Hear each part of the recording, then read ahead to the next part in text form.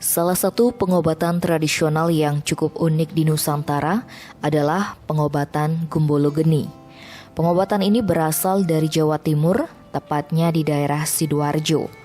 Di Bali, pengobatan Gumbolo Geni ditekuni oleh tokoh spiritual Nyoman Patre.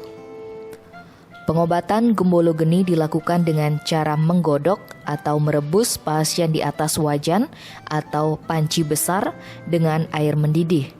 Air yang digunakan pun bukan air sembarangan, melainkan air yang sudah diberi ramuan khusus yang diracik sehari sebelumnya.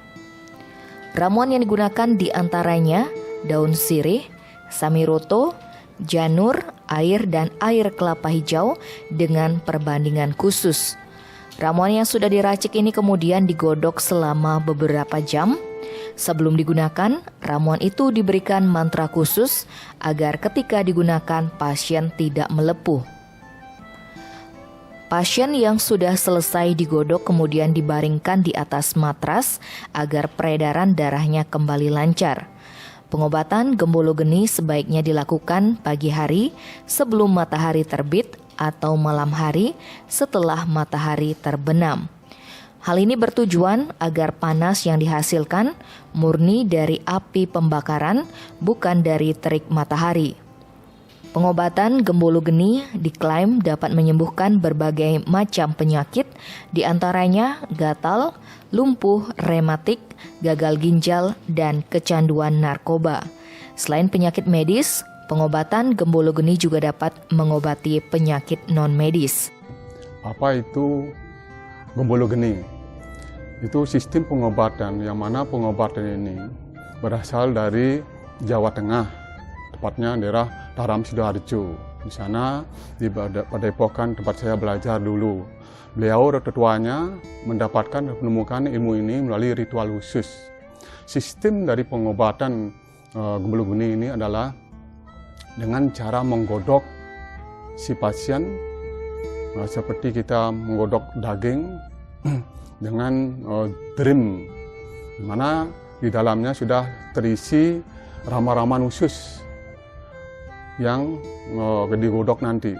Ramuan itu berupa ada daun sirihnya, ada cenderutunya, ada air kelapa hijau, itu perbandingannya, ada khusus. Nah, itu digodok, dimatangkan dulu. Kalau sudah matang, baru didiamkan dan nanti dikasih mantra khusus. Agar ketika kita menggodok pasiennya tidak melepuh. Nah itu nanti ketika ada pasien tersebut kita masukkan ke dalam drum itu sendiri dan apinya kita nyalakan. Sampai nanti berapa jam atau berapa menit, tergantung kekuatan pada si pasien sendiri. Nah, itu khusus untuk pengobatan apa aja yang bisa disembuhkan oleh dari pengobatan Gumbolo Geni ini.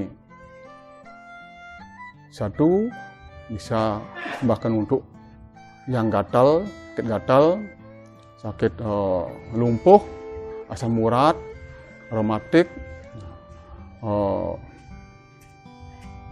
dan ada juga untuk kecanduan narkoba. Itu pernah juga dilakukan dengan pengobatan medis non medis, bisa ditangani sendiri. Nah itulah nanti kita rebus pasien itu kira-kira sesuai dengan kuatnya 1 jam. Setelah selesai 1 jam, pasien itu kita angkat, kita dibaringkan di matras atau di tempat yang kita tentukan. Kira-kira dia itu harus tidur 10 menit agar sirkulasi darahnya normal kembali. Selama dia berendam tadi itu, semua dalam tubuhnya itu kan keluar toksin, racun-racun yang ada dalam tubuhnya dengan berbarengan keluarnya berupa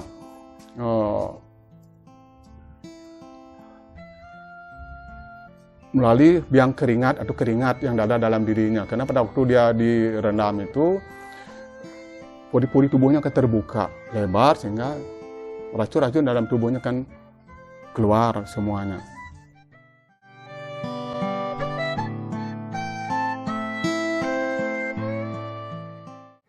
Nyoman Patra menyebut jika pasien mengalami penyakit medis, maka respon yang diberikan akan biasa saja. Tetapi jika pasien yang mengalami penyakit non-medis, pasien akan berteriak, menangis, dan kesakitan. Ia menegaskan bahwa kekuatan ramuan berasal dari unsur-unsur alami seperti daun sirih dan janur muda yang memang memiliki kekuatan untuk mengusir hal gaib. Di samping itu, kekuatan juga berasal dari mantra-mantra khusus yang telah diberikan di ramuan tersebut. Pasien dengan penyakit medis berat dapat melakukan pengobatan gembolo geni minimal 3 kali hingga seminggu sampai benar-benar sembuh. Sedangkan non-medis perlu dilakukan tindak lanjut. Selain itu, untuk mengobati penyakit gaib, juga untuk menyembuhkan penyakit medis yang ditimbulkan akibat ilmu hitam. Dosis ramuan pasien satu dengan yang lainnya tentu berbeda sesuai dengan tingkat keparahan penyakit yang dialami. Kalau pasien itu mengalami utama medis, dia normal-normal saja, tidak ada yang sangat dirasakan lebih sakit atau nangis. Tapi begitu sebaliknya, kalau pasien dia itu mengalami penyakit non medis, dia seperti bebayan. Jadi nangis, wah, kesakitan, kepanasan, bahkan bisa loncat dia dari tempat itu sendiri. Kadang-kadang pada pasien kena magic itu, dia tidak berani melihat jambang itu sendiri, takut dia, mau lari dia. Gitu. Nah itu sudah magicnya sudah kuat sekali, gitu. Sampai dia bisa mendeteksi bahwa dia akan diobati. Gitu. Nah itu kekuatannya di samping memang secara alami dari ramuan-ramuan itu seperti sirih itu kan sirih itu juga mempunyai kekuatan secara alami untuk mengusir magic. Begitu ada nanti di sana ada janur muda dari kelapa, itu juga bagian dari untuk mengusir kekuatan magic. Di samping juga ada mantra-mantra khusus yang kita bacakan kepada ramuan itu sendiri, sehingga ramuan itu mempunyai kekuatan gaib untuk menggempur hal-hal negatif baik medis ataupun non medis yang ada dalam diri pasien. Begitu.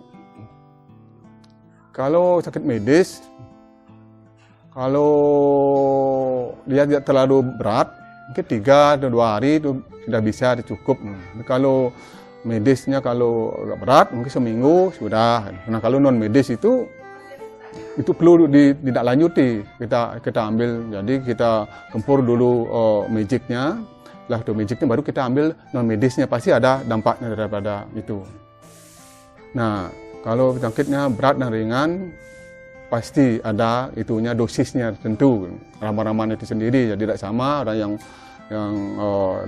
penyakitnya ringan, berapa %, itunya ramuan yang kita masukkan sana, campuran ramuannya gitu. Nah, karena yang paling mahal ini ramuannya kan kelapa hijau, itu air kelapa hijau itu sendiri. Nah, per butir aja sekarang hampir 15.000, bisa sampai 10 butir habis itu. Itu menyebabkan kendala hari ini.